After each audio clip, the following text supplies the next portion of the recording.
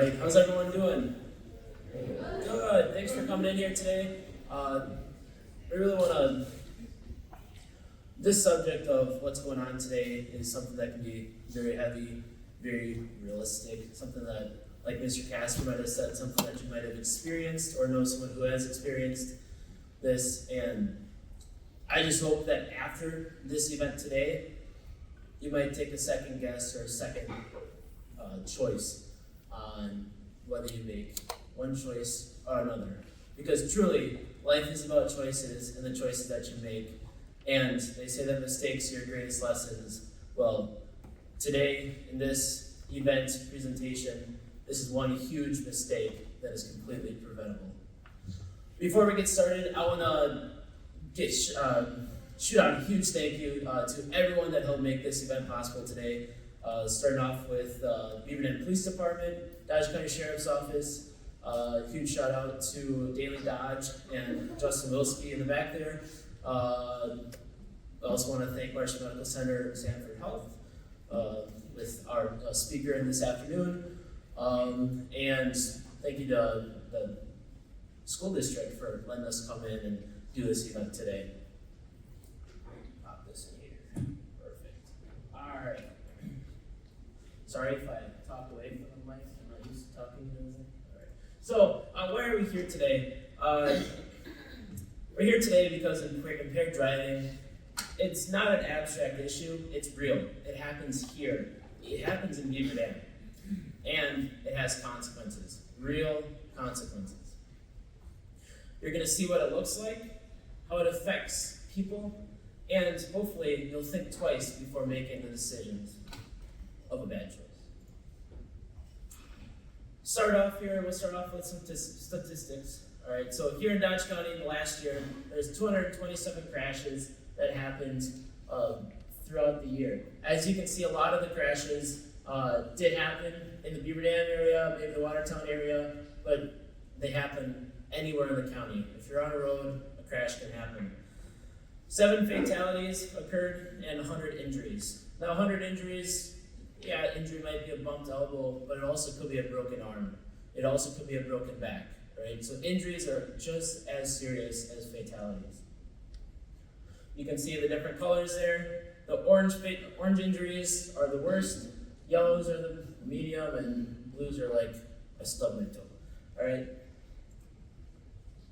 Last year in 2024, when you take a look at just the teen crashes that involve teens that were impaired, whether it's drugs, alcohol, whatever, there was 10 crashes total, 8 injuries, and 0 fatalities. That might not seem like much, but if you look within the last 10 years of 76 crashes, 66 people were injured, and there's 1 person dead. All right? If you look at that, think about that, right? There's less than 76 people in this room, all right? 1 in 76 people the last year died. Drinking and driving do not mix. Doing drugs and driving do not mix. Teens that were impaired in the state of Wisconsin in the last year, there's 563 crashes. That's a lot of crashes. There's 410 injuries and 23 fatalities. That's 23 people your age that didn't come home. Now, as you can guess, teen drivers behind the wheel, it's typically a riskier thing, right? You're a brand new driver, still learning how to drive. Hey, everyone makes mistakes, it's okay, all right? But teen drivers in the state of Wisconsin make up 4% of all drivers, all licensed drivers in the state. However, they make up about 10% of all crashes. So 10% of the crashes involve a teen driver. Teens are more likely to be injured or killed compared to older, more mature drivers, right? And this isn't a dig on you guys, this isn't a dig on teens, right? We're just saying that you're brand new to driving, you're still learning how to, still learning the skills, you just gotta be a lot more cognizant or aware of that. And of course, the risk increases when alcohol is involved. Now, it's not just about the crashes that happen, right? Because a lot of people will drive and not crash every day. But it's about the choices that lead to them. In Wisconsin, 1 in 15 high schoolers have driven after they've drank, right? 1 in 15.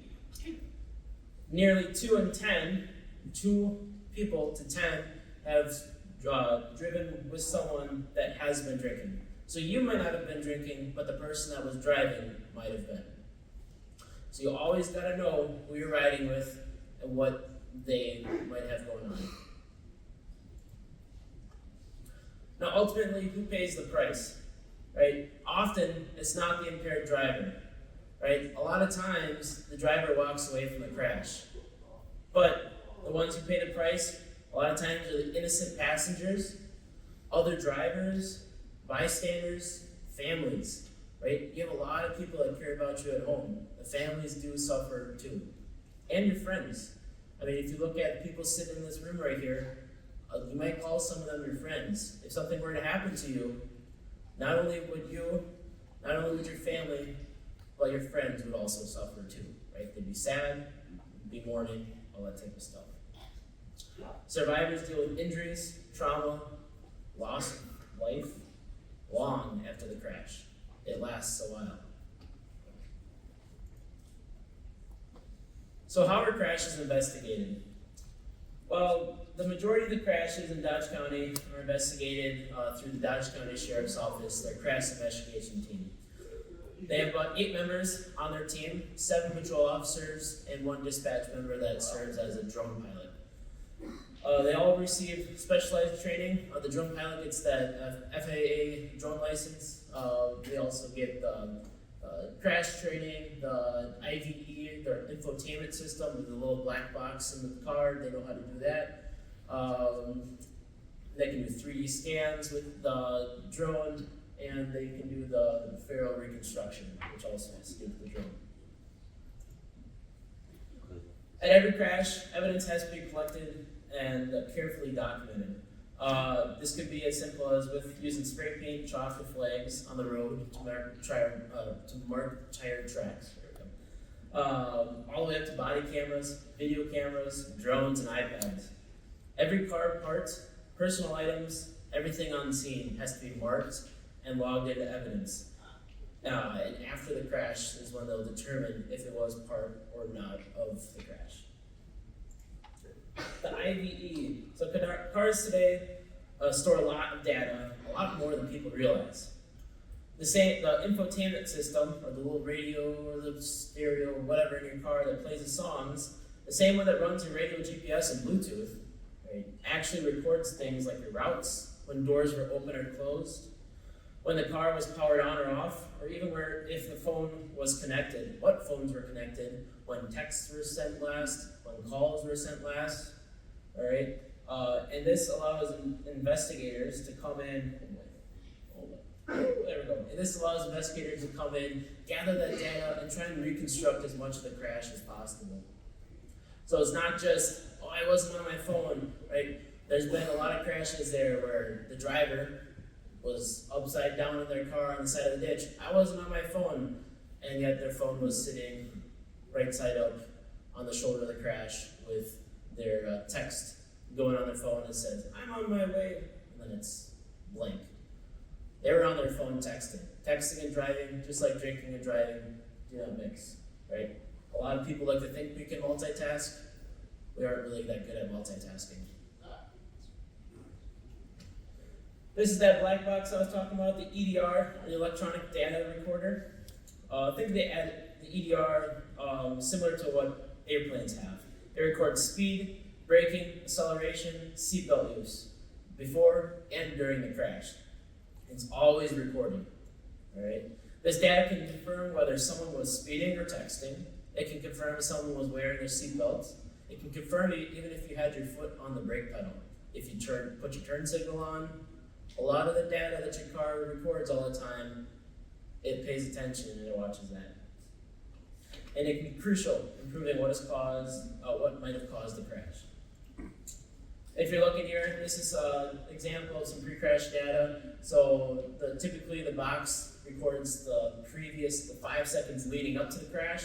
So if you're looking here at this slide here, you can see in that first column is the times, right? The next column is the speed of the vehicle, right? The accelerator pedal, 100%, the percent there is how much it was depressed, right? And then the service brake activation is how much the brake pedal was depressed, right? So if you're looking there, at 5 seconds before the crash, this person was going 124 miles an hour up until 3 seconds before the crash, right? They had 100%, the pedal to the metal slammed all the way down, but nothing on the brake. Leading up to the crash there, you can see they rapidly decelerate from 124 to 53 miles an hour in approximately 2 seconds, maybe 3 seconds. That's a long time, or that's a short time to go that fast to nothing, all right? This shows that they were speeding, right? We can all agree that 124 miles an hour may or may not be speeding on a typical roadway, right? So if you were to go to the cop and say, hey, I wasn't speeding, I was paying attention, I was doing the speed limit, the black box says differently, right? So this allows us to see that information, because in Wisconsin, more than ever, there's more than one impaired teen driver crash every single day. More than one, all right? These aren't just distant numbers, they're students just like you, right? And these crashes and this data that we collect here is huge in not necessarily proving, but keeping people safe, right? By having this data here, we're able to collect it, we're able to help prevent it, we're able to help bring awareness to it, all right? The last thing we talked about here is the Faro photo mosaic. So this is using the drone. The team uses the Faro scanning technology. It's like creating a 3D photo mosaic of a crash. It lets investigators build a digital model that can be measured and studied long after the scene has been cleaned up. This can be used in court or in training to show exactly how everything is lined up. So how do they do this? What they do is they take their drone, they put it up in the sky, and their drone does a huge scan from where the skid marks or where the crash starts and to where the crash ends. It's able to collect a ton of data. It does everything from 3D scanning to the thermal scanning, right? Even at night, we sometimes have the drivers that'll hop out of the car and start running. Can't find them, put the drone up in the sky with the thermal, we're able to see where the driver is. So a lot of times, if they are running, we are tracking where they are. So every investigation starts with a crash. Now we'll see what it's going to look like up close. Alright, while we're waiting here for our dispatch to send out the page for the fire and EMS, you can see here we got a 2-car accident. If you come upon an accident like this, one of the best things you can do is to call 911.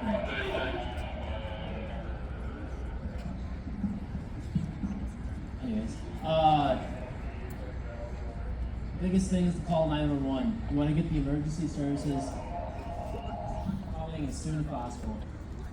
If you can get one of us firefighters, police, whatever, in there on scene, we got the first aid training. We're able to help stabilize the scene and make sure whoever in the car is safe. If the car is on fire, leaking any fluids, by any down power lines, don't touch the car, don't go by the car, all right? Now, if the scene seems to be safe and you come up on the crash, you're more than, hey, go check on the patient, make sure they're okay. If there's any sort of danger, don't touch the car. Call 911 and stay in a safe spot.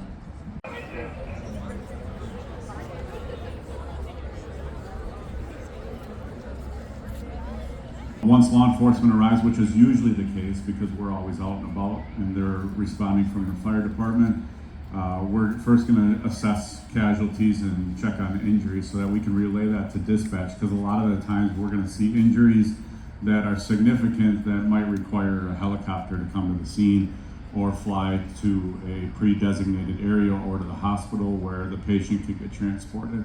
So those are our first, is to stabilize the area to make sure that responding units can get there and do their job safely. So when you see a lot of squads arriving at the scene of a crash, you might think, wow, why do they need 15 squads at a crash? Well, depending on where it occurs, say it happens up on 151, where you have vehicles going where we have vehicles going 70, 80 miles an hour, we got to make sure that people are getting off the highway early so we can block off on-ramps. So that takes time to coordinate and to make it happen.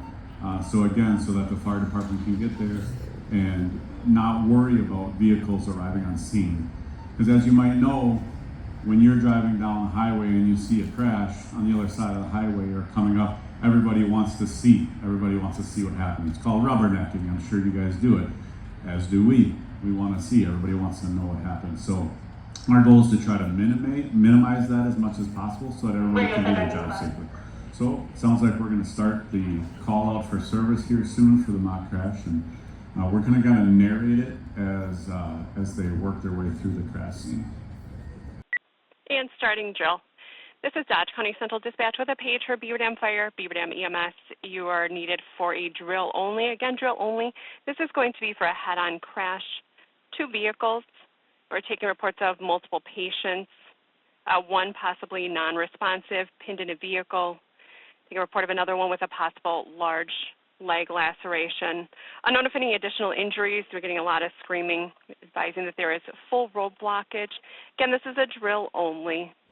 So a lot of the information given out on that dispatch is important to us because now 530 Dodge, I copy 1050 en route. Now you're going to have all the units responding to dispatch, letting them know who's heading that way. So the information that dispatch gave out is important because it allows us to assess what kind of dispatch with the second page for Beaver Dam EMS, Beaver Dam Fire Department. You are needed at 500 Gold Street, 500 Gold Street. This will be Beaver Dam High School. Drill only. This is going to be for a head-on crash involving 2 vehicles. A report of multiple patients. One that is possibly non-responsive in the vehicle. Second one with a possible large leg laceration. Unknown additional injuries. There's a lot of screaming. Could you also check the status of med flight for life for us? Separate copy. Check the status of med flight. There was another unit calling at the same time. 530 Dodge, 1023. 10-530, I copy. You're on scene.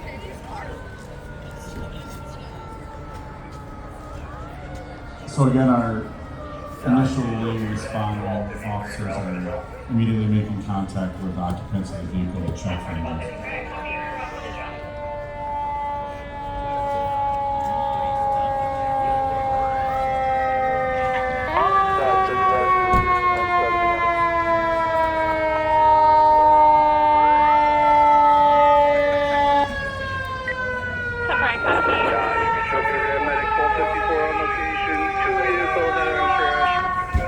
Damage to both vehicles. Extrication will be needed on the gold car on the passenger side. We'll be able to assess you. 10-4, I do have an officer on the scene who is calling possible 1079. So a 1079 call would be an individual that is deceased and obviously deceased. 10-4, 1251 and 1261, Dodge 1254 info.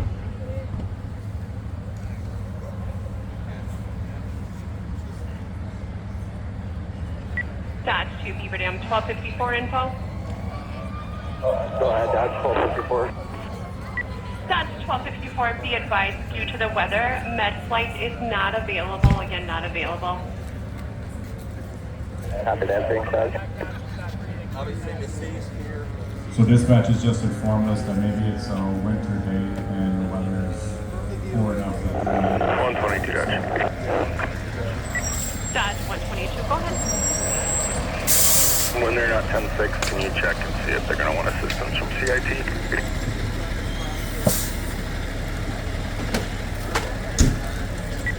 I will check and see. Dodge 530. So as you can see, as we're rolling up here, the fire department, our main task is going to be trying to stabilize the situation, trying to keep any and all hazards. Dodge 230 and 530. And also trying to establish that patient. 530, Dodge, go ahead. 530, are you going to want the CIT team caged out for this? Survey, seeing how the patients are out. Affirmative, thank you. Give the handoff to the firefighters. If they're Dodge. given the directions to I copy. 236 and I'll gather the gear and head over there. See Right here, Josh has. Dodge from Beaver Dam Medic These 1254. are what's known as our extra Beaver Dam 1254, go You ahead. might have heard them as the jaws of life. They're a big confirm pair of scissors. 179 They'll come if you in, get the cut the corner cars out. open, get the patients out as needed. Summary copy 1079, requesting corner. There's quite a bit of blood loss. We can put on a tourniquet on the arm, tighten it up, and so that the blood flow to that particular extremity is limited, so they can't bleed out essentially. And that's left on until they get to the hospital where a doctor can assess the injury. So our biggest thing coming on scene here is getting that patient access. That's why we're coming in, breaking that glass. The other thing is those step jocks. Those step jocks will go underneath the car, they'll stabilize the vehicle, make sure it doesn't roll away from us, doesn't fall off its wheels or something weird, and crush a couple toes, trying to prevent those injuries. One thing we have to keep in mind when the officers are also on scene and the responsibility of the care of the patient sort of transfers to the fire department, we're changing the scene now of a crash or even a potential criminal scene. If there is a drunk driver or something involved here, this is a crime scene now. So everything that's happening here is altering a potential crime scene. So as you can see, Officer Van Eeren was going down and taking pictures kind of as quick as he could, just to kind of get an idea down the road what the scene looked like prior to it being called. And if there's an available squad that has access to a drone might go up right away just to get a full assessment of the scene prior to vehicles getting moved and too much happening.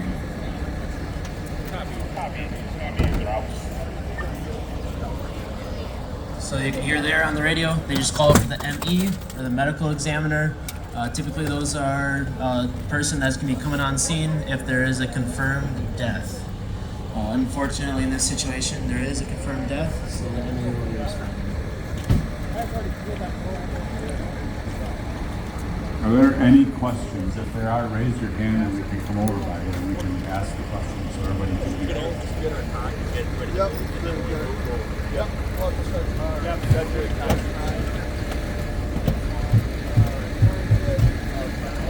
So many of you can't see, but behind the vehicle on this side, they have a patient that's been pulled out of this vehicle and they put on a longboard and they are working on injuries right now.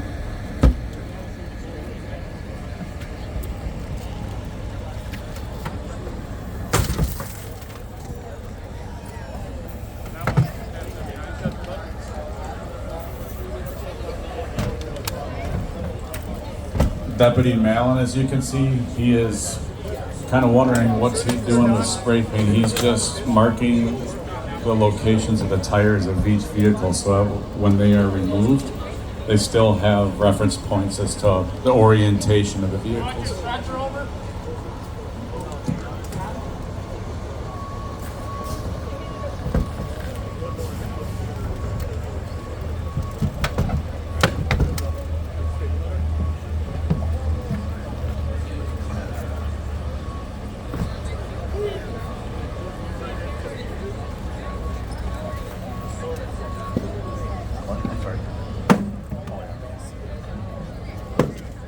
I mentioned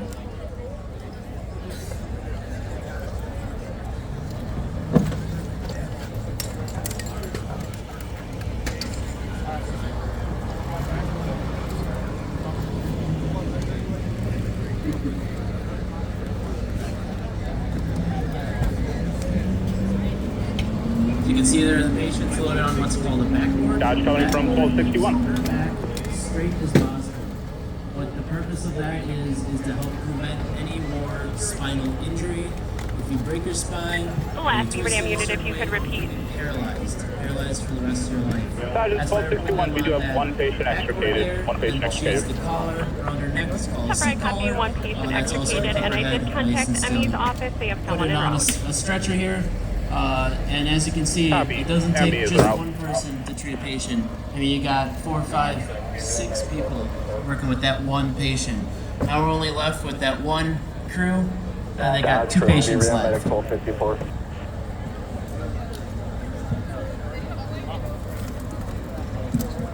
coming on scene too. In the EMS side, we have this thing called a golden hour. The extrication has been complete at this point. One critical patient being transported to Aurora Summit. Second patient on extrication to go to Marshall Medical. We have this thing called the golden hour. So the golden hour means that we want to be able to have the patient from car crash, when the incident happens, to a hospital bed within an hour. Typically, if patients aren't out of the vehicle onto a bed within an hour, their chances of living or having a good life afterwards decrease dramatically. All right? That's why getting us, firefighters, police, whatever, on scene as soon as possible is huge.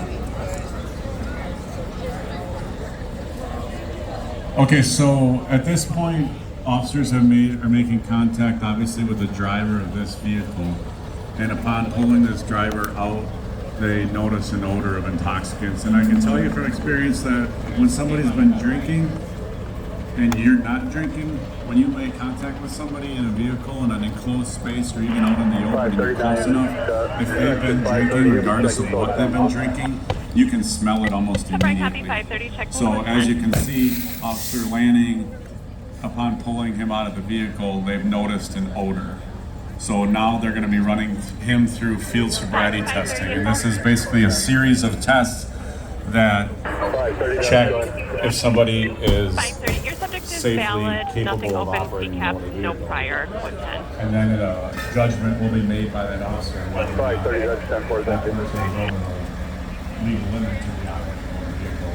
And obviously in this case, if they're the driver of this vehicle and it's determined that they're at fault, which we don't know 100%, which is why the deputies are doing their investigation, which includes measuring, which includes the drone, and as you can see, he's using his iPad to go around and take a video transporting ambulances on EM5 of the area.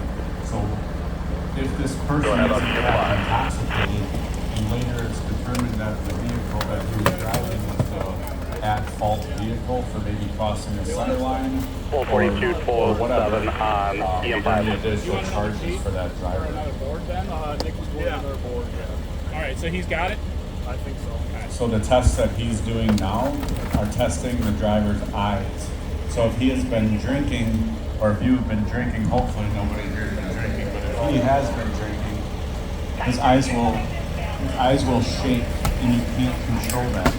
There's nothing you can do to stop. It's called a nystagmus of the eyes. They shake if you've been drinking. So the test that he's doing will show him if his eyes are involuntarily shaking.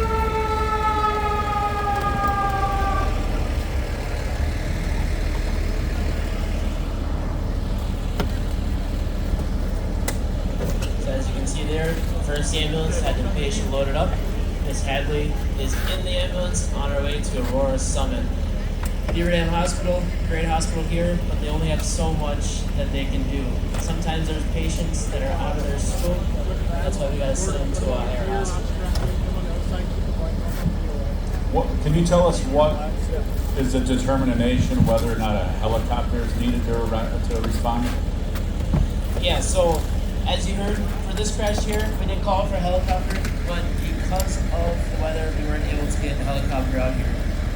In crashes like this, especially when there's a two-vehicle crash that is, like this, you can call a helicopter. So if the patient is got major injuries, typically unstable, something where they have a severe or life-threatening injury, we're always going to call a helicopter. And we typically will call a helicopter before we consider it an evac. So we'll call a helicopter when we're leaving the fire station before we even get on scene, because we'd rather have have them there and not need them versus needing them and not having them, because it takes about 40 minutes to get a helicopter on scene.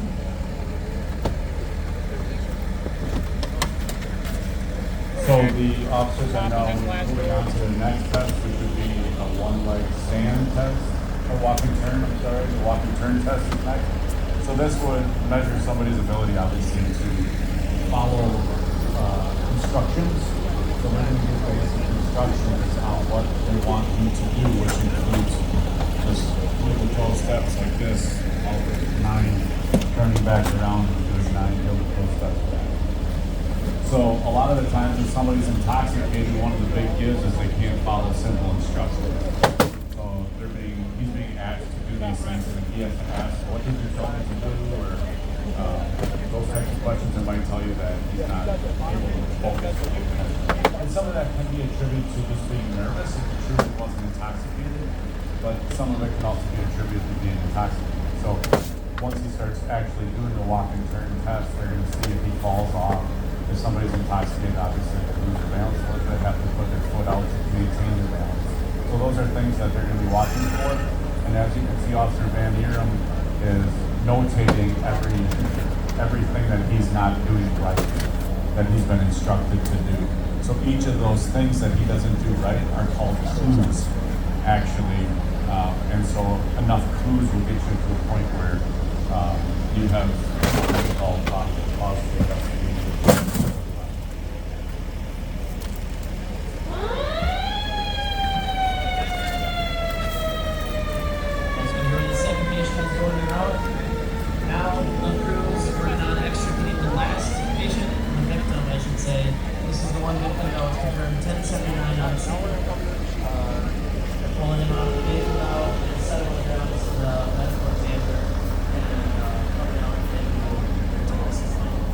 As you can see above us too now, we have our toys. One of the big tools that we use now are drones to basically create a rendering of the scene later on, so you can show a jury recreate the entire scene. So it basically allows the deputies to recreate the entire scene pretty easily.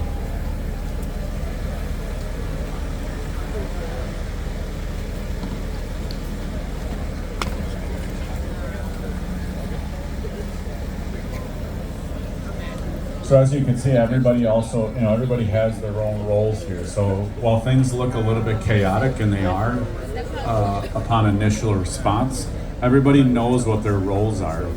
And that's all comes from training and working together for as long as they do. I mean, we, along with the fire department, sheriff's department, arrive on these scenes all the time, and we all kind of know what our roles are. If you look at our field sobriety testing over there, it looks like our driver's not doing so hot, kind of jumping around. So I think the officers at this point are probably starting to imagine where this is heading with the driver, given the totality of the circumstances. If he's got odor of alcohol on him, not doing very well on the walk and turn test, it looked like. They already did the HGN testing, the eye testing. So they may be already very well on their way to determining whether or not this individual's going to get arrested. So now they're going to be doing a PBT, a preliminary breath test, as you've all seen. Basically, they just put the guy blows into the tube for about 5 seconds consistently, and then it'll give us a result on what the alcohol level is potentially. So the medical crew has officially pulled Owen out of the car, Owen Hemlich out of the car, placed him on the ground there. They did do a 4-lead on him, and he is confirmed dead. So, if we could please just have a moment of silence just to honor Owen's life and all that he's done for this school.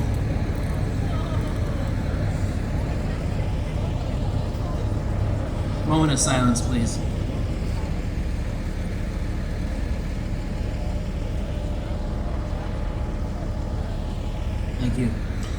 Guys, kind of what this is all about is right there.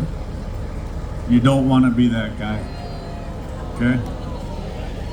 But this is sort of the reality check here, and this is where it all kind of comes home for you. And this is sort of the point of this whole thing is, yeah, we all laugh about this, and this is funny because we know that person and we know this person and whatever. But what we're trying to portray here is that this individual's life is essentially over because they're going to jail and they're probably going to be facing some homicide by intoxicated use of a motor vehicle charges, which comes with decades behind bars. And this person's life is over, obviously. And you have multiple patients that were inside the vehicle whose injuries we don't really even know yet. One could be significant. They're getting shipped down to Aurora and Summit down by Milwaukee, so that could be a significant injury.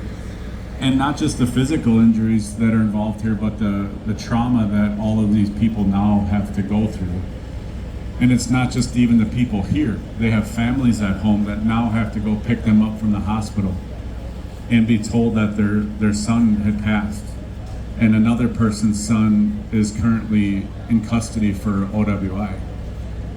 So obviously the objective here is to get you to understand that nobody wants anybody to be any one of these individuals. And that all starts with you guys making good decisions. So we hope that this gives you that visual to understand that you don't want to be involved in any of this type of stuff. This is no good. This is a bad day for everybody involved.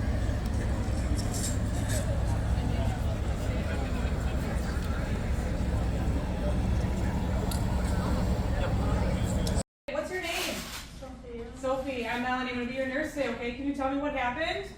I don't really actually know. Okay. Where are you having pain? My arm. Okay. Your right arm over there? Yeah. If I touch here, tell me where it hurts. Right here? Yeah. Okay. Can you wiggle your fingers for me? Good. Can you feel me touch? Yeah. How about this? I'm going to check your pulse here, okay? Do you have any other injuries anywhere else? I touch your feet, your head hurts? Okay. Anything in your legs here? No. If I wiggle your legs? Okay.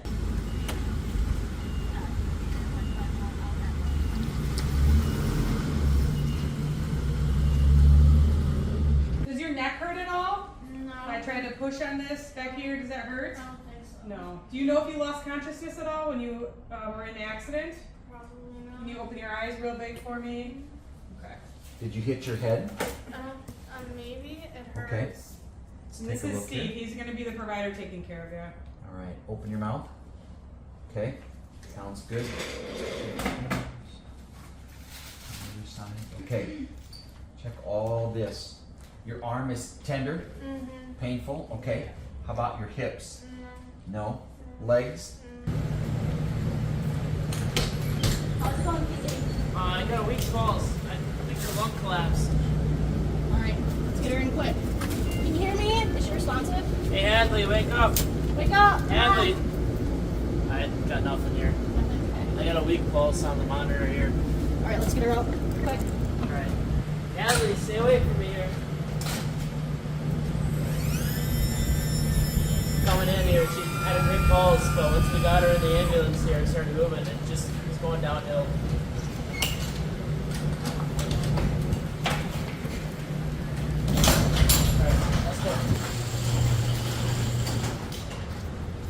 Can you squeeze my hands for me? All right, sounds good. Okay, are you having any other pain at all? No, just my arm and my head. All right, do you remember what happened? Hey, I got weak pulses. I didn't Oh, I need know. more hands! We need some more hands in here, guys! We need some help! I got a weak pulse. She's crashing. I'm going to need more help in room 3. Hey, can I get someone to help me move her over? Somebody call a code. I have a pediatric trauma. What's the story, guys? All right, so we What started. we got? She's in a car crash. She's front You right guys seat. sorry now? She was wearing a seatbelt. Call our team? Did not have airbag deployment. Hit her head. Spider web all over the windshield. Well, you want to come over? Hey, I need someone to get her head. We're gonna need someone to I do need someone C-spine. for C-spine. We started Slowly grab going. She C-spine. was responsive at first. But we lost On responsibility. C-spine, on She your started count, going. Chloe. Comes fine. She Right, is go. got 1, weak 2, pulses. 3. Hey, can you hear I me? believe she has a collapsed lung on the right Can side. somebody find Okay. out? She not doing too good. I don't feel like I have a pulse here distally. Does anybody find a central Lucas? pulse? I don't think That she has a sounds pulse. like No pulse. I think we need to start CPR. None. Somebody grab the Lucas. Start Some pads on CPR. her. Begin CPR. Get Effie ready. Put the backboard on. I got Okay, meds we're gonna have to here. roll her. Let's go. We're gonna have to roll C-spine, her. grab C-spine. I got C-spine. Okay. Here are the pads. Pads are on her. Pads are on. Press the arm to Lucas. Okay. I see B-fib. We're gonna have to shock her. I Started. believe Okay. she's about 15 years old. She was in a car with a bunch of other kids. All right, I'm charging. Continue CPR until I'm done charging. All right, we're Okay. charged, boys. Stay clear. All clear. I'm clear. You're clear. Shocked a little. Shock. Continue CPR. CPR. Go. No pulse, so keep the CPR going. Chloe, you got the second line going. Yeah. This We got the tourniquet looks second like it's line. doing well on this leg. This leg's pretty severed, Dad. Can we get another Okay. round of Effie? Yeah, All right. another Yeah, round of another Effie. round of Effie. Have we had any recent pressures yet? No blood We're pressure. at one right now. Let us Okay. put it. All right. Second Effie going in. Okay. All right. In 2 minutes, let me know when that's done. Let's do a pulse, Pulse check. Looks like I have B-fib again, you guys. We're charging. Okay, we're Everyone gonna up to shock. 300. All right. Charge it. Charging. Clear. Okay. Everybody Stay clear? clear.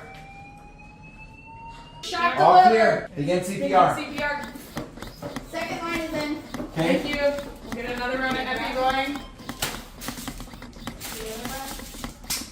No lungs on the right side still. You Okay. get a chest tube. Chest tube. You want to get the trauma part going? Yeah. Another round of Effie Grab going that. in. Call lab. Let them know. Does anybody know if her family's here yet? Yeah, I think Dad's on his way. All right.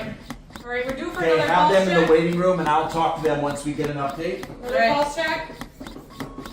All right. Pulse, Stop CPR. pulse check. I don't have anything on the monitor. Does anybody have a pulse? I feel no pulse. I have no pulse down here. No pulse up here either. Is there Okay. anything else? Continue CPR and let's talk about this. Okay. We've been doing CPR for about 32 minutes now when she was down in the field. Does anybody have any other thoughts on what we can do to help her? Anything else?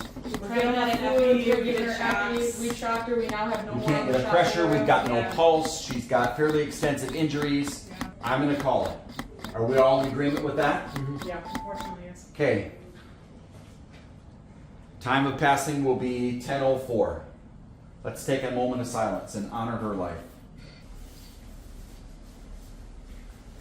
Is the dad in the waiting room? As far as we know, he's in the family room, yeah. Okay, let's leave everything exactly as it is in case the dad wants to come in here and look at her. I'm gonna go out, I'm gonna talk to dad, I'm gonna update him. Does anybody have any questions? No, I'll go with you for that. Okay.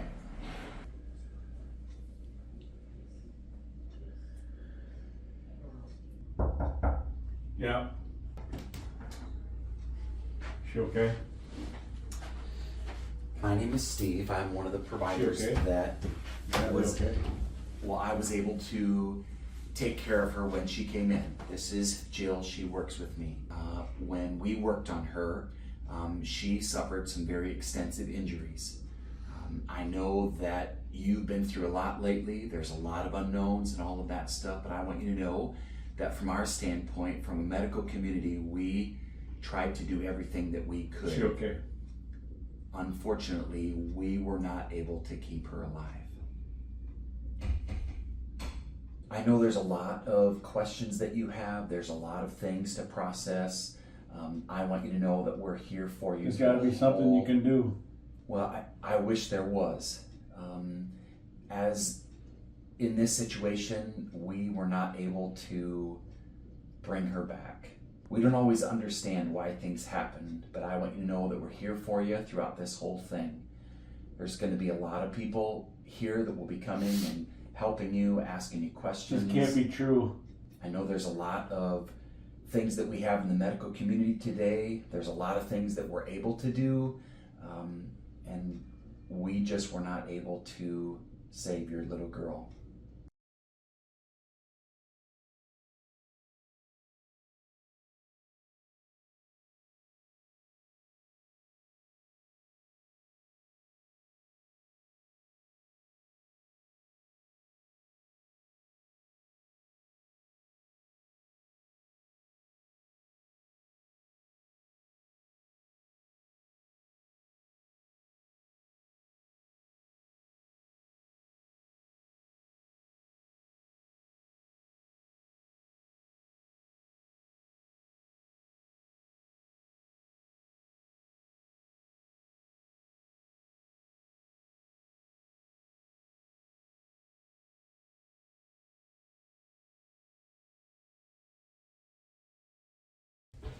Life is about choices. A choice was made today. 2 lives were lost.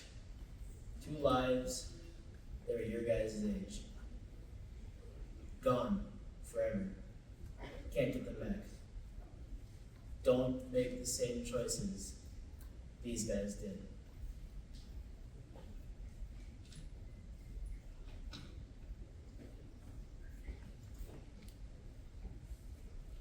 To talk about choices. I don't know what's that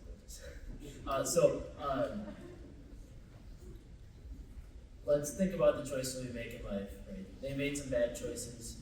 Let's try and think about making some good choices, all right? To come up here and talk to you guys about some good choices is Stephen Taylor, the PA.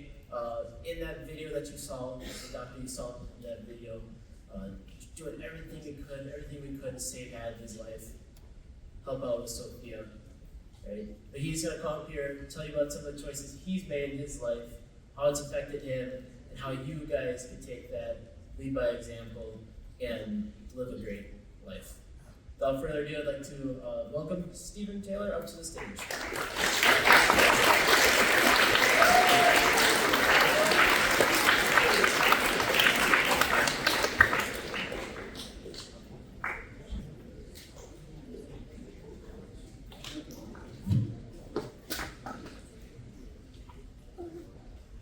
You are about to learn that life is about choices.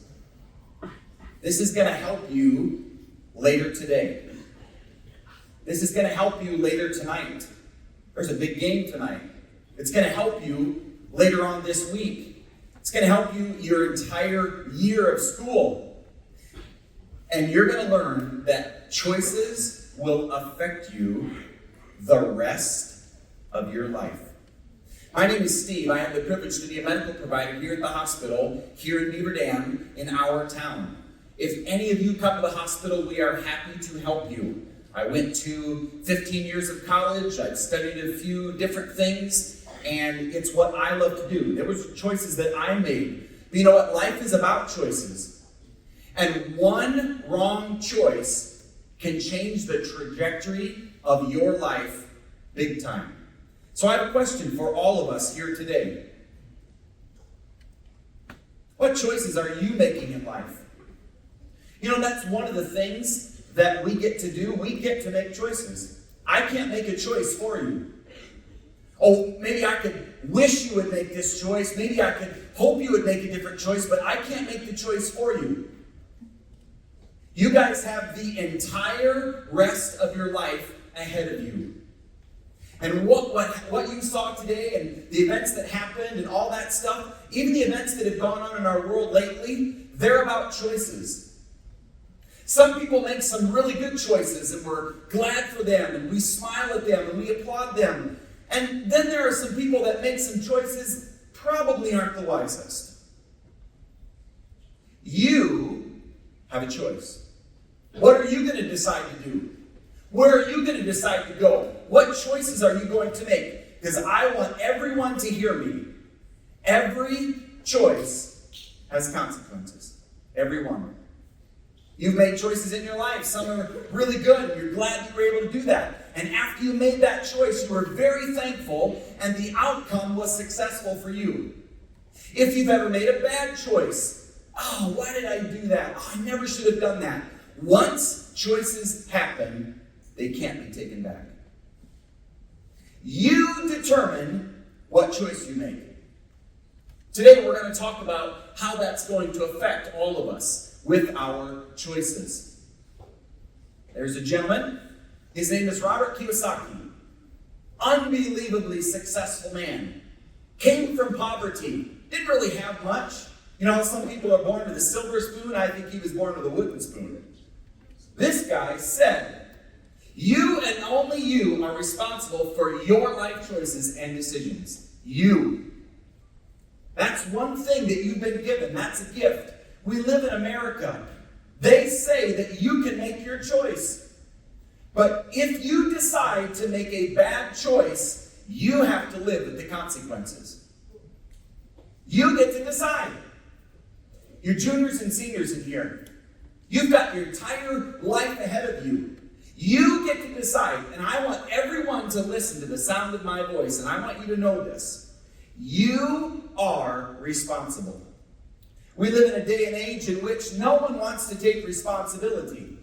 No one wants to say, I made that choice and I will suffer the consequences. No one wants to take responsibility. Young people, you are responsible for the choices that you make. No one can make them for you.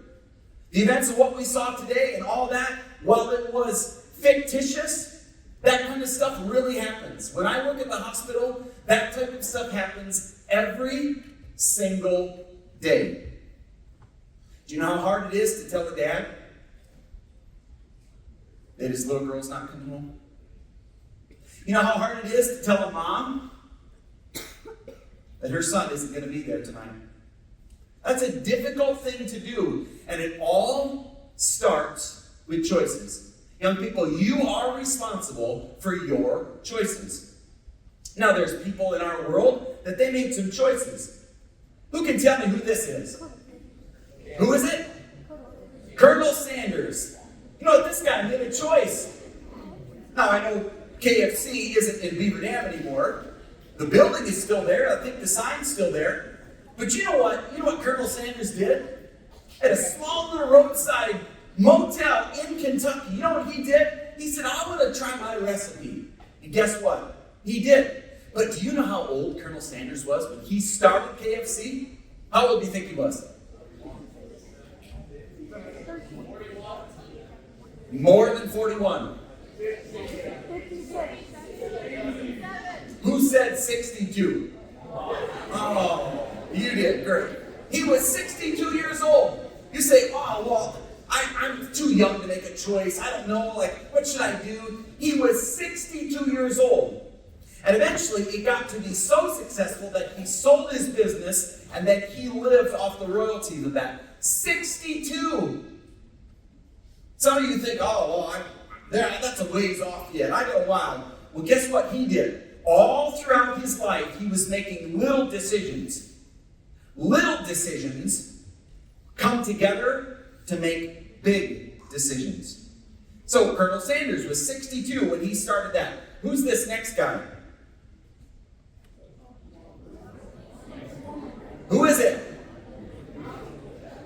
Anybody know his name? Wally. Wally? Well, that was probably his nickname. Sam Walton. Sam Walton. What did he start? Walmart. Oh, excellent. Good job. Sorry, I don't know if that gave it away or not. Nope. He started Walmart. You know how old Sam Walton was when he started Walmart? 67. Less. 41. No, older than 17. Who said 44? I knew it was. Yeah, you said 44. Good. He was 44 years old when he started Walmart.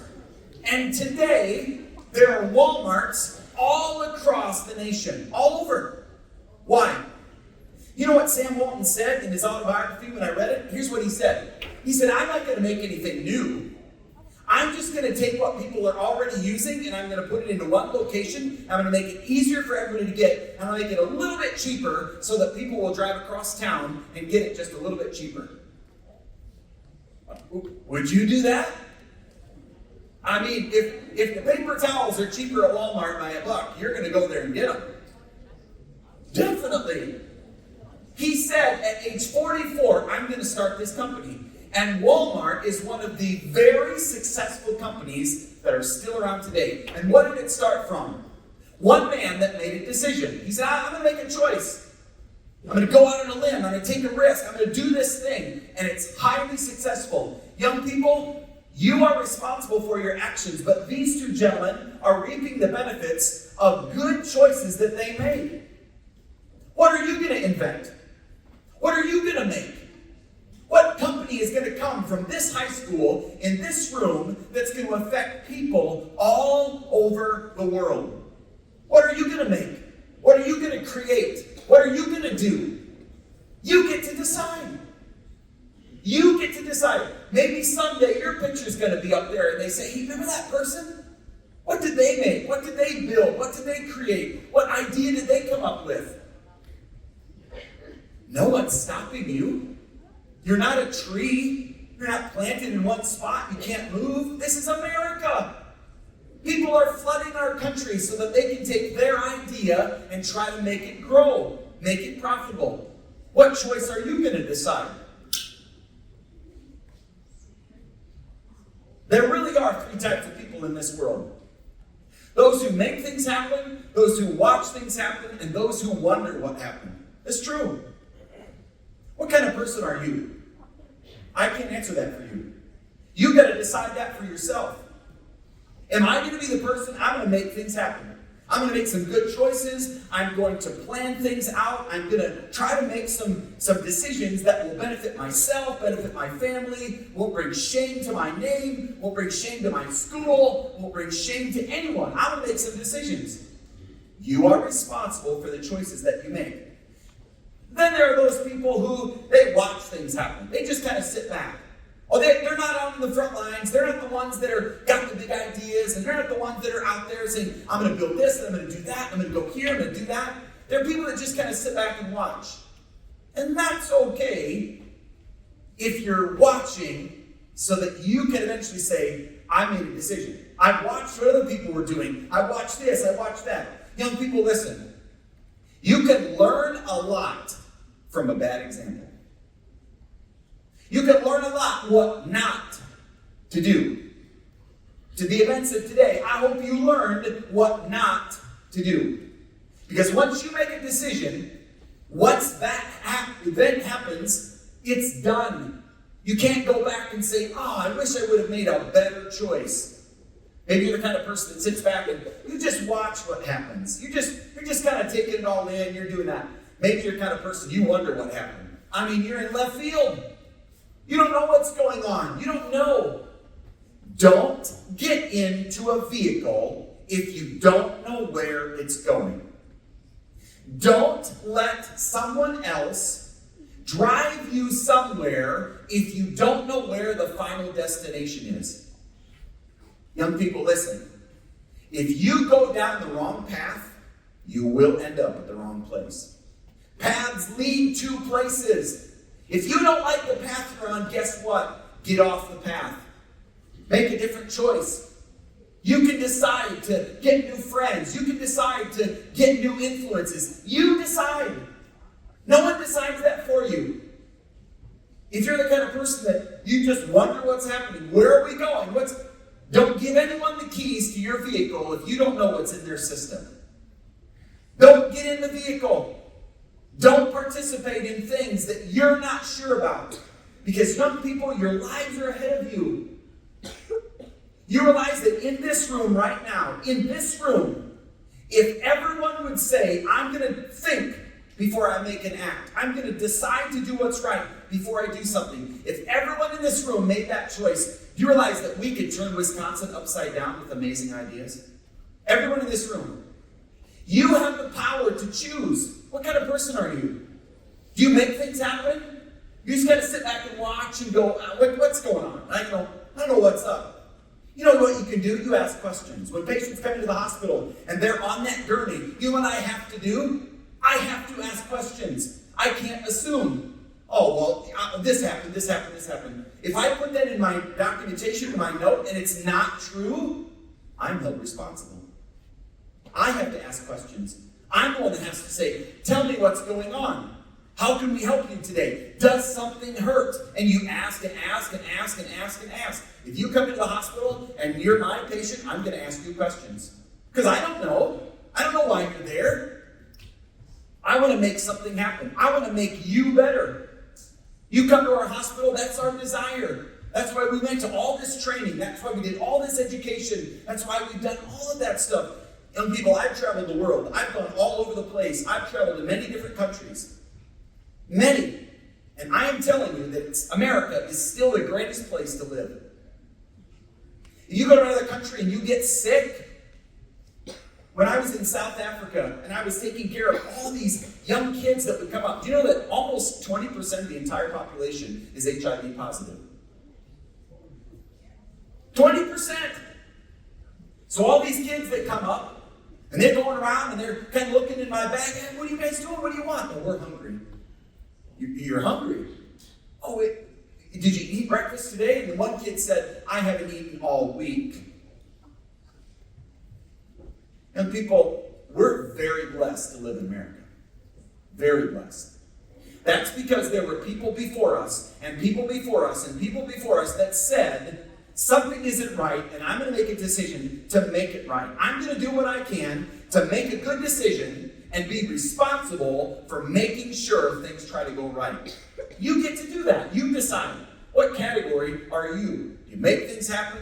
Do you wonder what happened? Or do you watch what happened?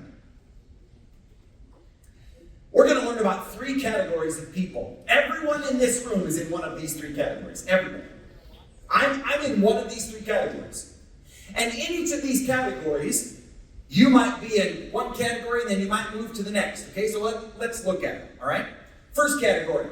When you look at someone, you might see them as what we call a project.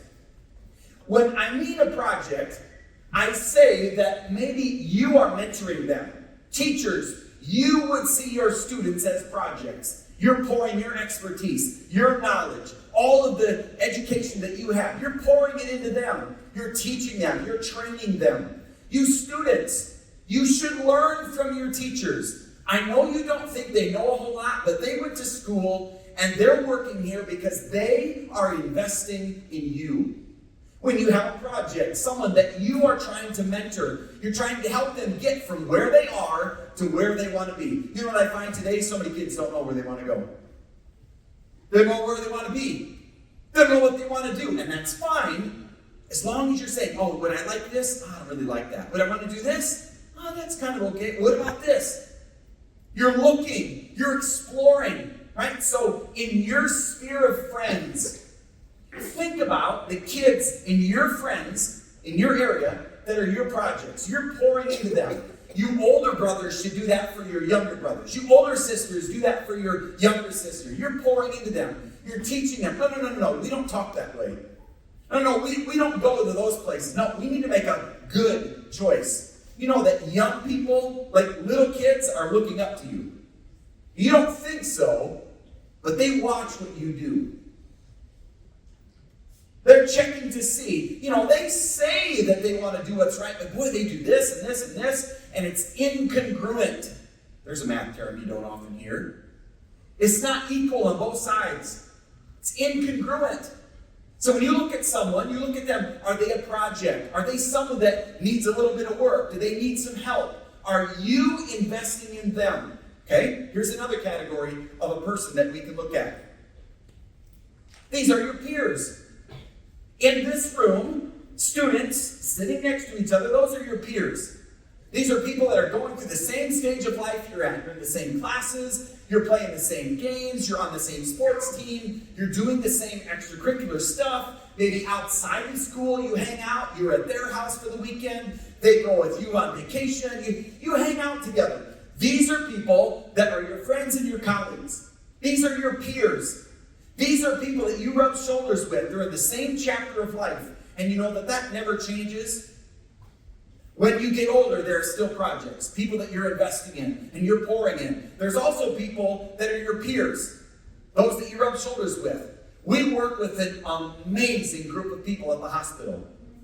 Yeah, I have a few years of education, but at the hospital, they're my peers. We work together. We do things together. We make sure that we're a team. If they have questions, they come to me. If I have questions, I go to them. Why? Because I trust my team. Your peers should trust each other. Are you a trustworthy person? If people ask you to do something and you say you will, do you follow through on it? Or do people say, oh, I asked her to do it, she didn't follow through?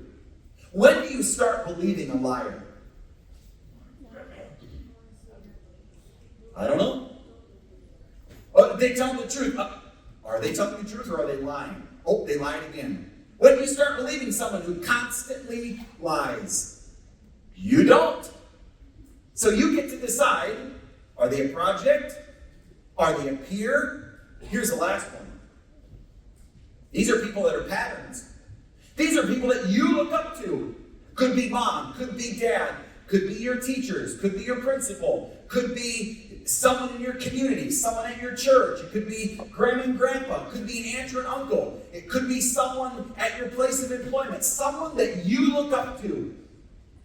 Do you know that who you follow, you imitate? You get to decide who your heroes are. Question. Don't answer this out loud. I have a question for you. Who's your hero? Why are they your hero? What did they do? Did they go through a challenging time that they overcame because they made good decisions? They made choices that would propel them to get over it, to get through it? Who's your hero? Why are they your hero? Did they do something to overcome and that's influential to you? Whoever your hero is tells me a lot about you.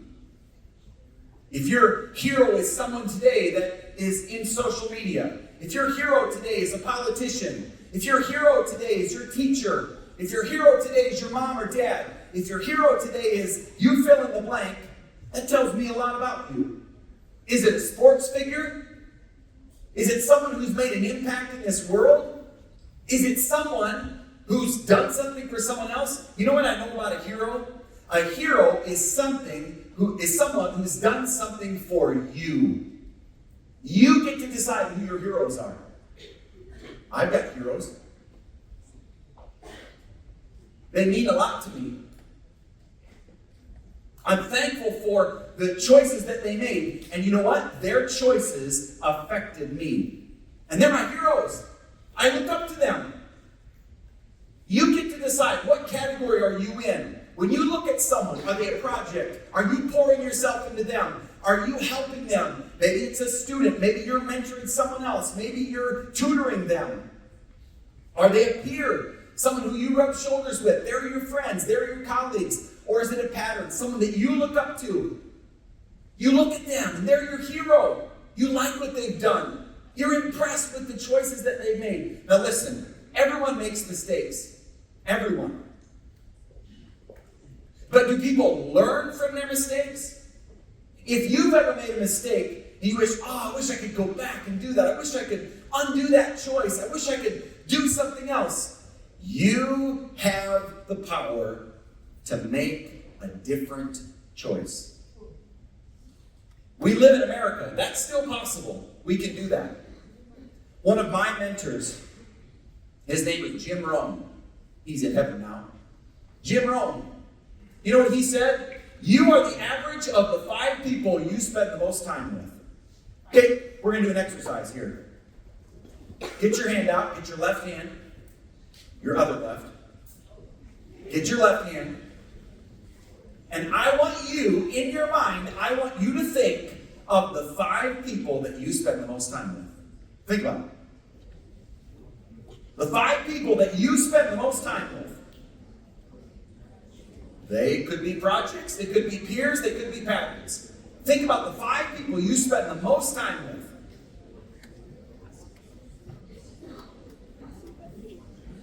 Okay, now think about this. You will be the average of those 5 people. If you like what they do, you're going to spend time with them, and they will influence you. Young people, you know what I found out? If I'm healthy and you're sick, do you know that sickness doesn't usually infect the healthy person doesn't infect the sick person infects the healthy person. Why is disease contagious? And health isn't. I wish everybody was healthy, but they're not. We wouldn't have hospitals if everybody was healthy. But you are the average of the 5 people you spend the most time with. My mentor, Jim Rohn. He poured himself into me, and I've listened to his things, and I've read his books, and I've listened to his podcast. Why? Because the obstacles that he overcame infected me. They were good for me. I wanted to learn to be more like him. Are you someone's hero? Is someone looking up to you because of choices you've made? Things that you've happened to you and you've overcome them? You get to decide the 5 people that you spend time with. Let's talk about decisions. Everybody in this room makes decisions. We all do it, okay? Decisions are based on levels, okay? Everybody in this room you probably made one of these three decisions today already, okay? So the first category of a decision is a casual decision. It's just casual. What are you going to wear today? I mean, those of you that got the jerseys on, you're the ones that are going to put the pads on later tonight, and you're going to be out on that field, and you're going to try to beat your opponent tonight. You made a choice. That was what you were going to wear. Maybe you had a choice about what vehicle you were going to drive today. Whether you drive the amazing, Jaguar that your principal drives. You guys are like, what? Maybe you drive an amazing vehicle, or you drive a vehicle held together by prayer and duct tape. I don't know what you drove. You made a decision. It's just casual. Maybe you say, what are we going to have for lunch today? What's this? Like, you kind of go back and forth, and it's just a casual decision. Right? We all make those. We decide basic casual things. Here's another one. This one is a critical decision. A critical decision kind of is a little bit more important because the consequences are a little bit more. Maybe you decided, maybe not just what vehicle to drive, but who am I going to drive with today? Who am I going to let drive me? Do I go to class or not go to class? Let me encourage you to go to class. You get to decide. There's a casual decision. A critical decision gets a little bit more important because the consequences are more important. Every decision has consequences. So, there's a casual decision. There is a critical decision. Here's the last one. This is a crucial decision. Crucial.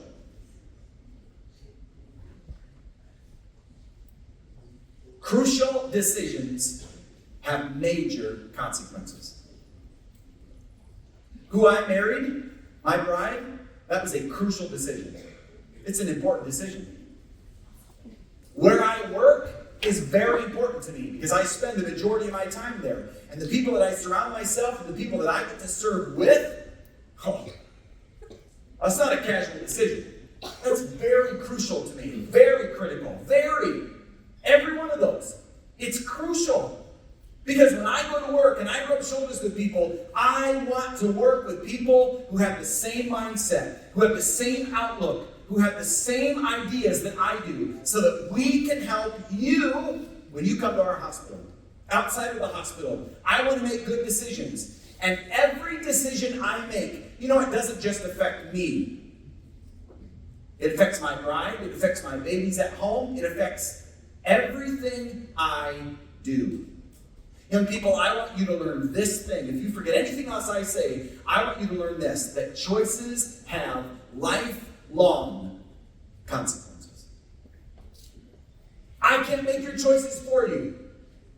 No, I might say, hey, it probably would be good to think about this. It probably would be good to do that. Probably you might want to stay away from that. This would probably be good, something to do. Now, I might encourage you and I might try to influence you, but I can't make the choice for you. When you come to the hospital and you're in trouble and you're sick and something happens, I can say, hey, do you think we should do this? And we're going to make that decision together. Because I don't ever want somebody to come back and say, Steve told me to do this. He told me to do this. And if it doesn't work out, it's my fault. No. We're going to make it together. Because your life is important. It matters. It means something. So you have a decision to make. Tonight, you get a decision. Whose vehicle am I going to get in to go to the game? Whose vehicle am I going to get in after the game? Where are we going to go? Tomorrow morning when you wake up, if you wake up, whose vehicle are you going to go with? Where are you going to go? What are you going to do? You have a choice. I can't make that choice for you. I can try to influence you. I can try to encourage you to make the right one. But I can't make that choice for you. There are other people that made some choices. Let's pretend we're all sitting on that rock right there. We're all up there. And we're looking out. All the clouds are out there. We can't see what's below. It's a long ways down there, but we got a pretty good perspective. I mean, we see out there and there's no one else that's all around there.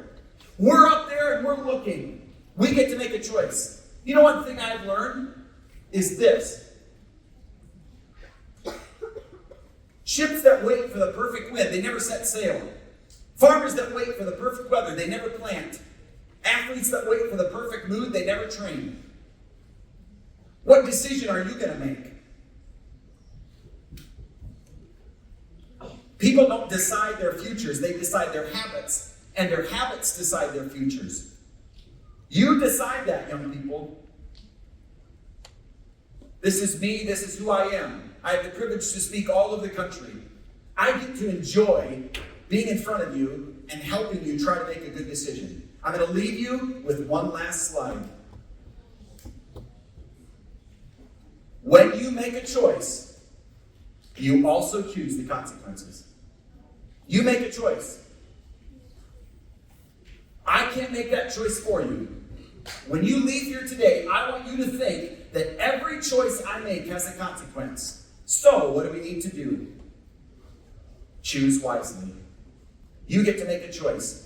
Young people, it's been an honor to be able to be up here and to be able to speak to you. Every day we get the choice to do something. We can make a good choice, we can make a bad choice. We get to decide. Young people, it's been a privilege to be here. Thank you for allowing me to talk to you.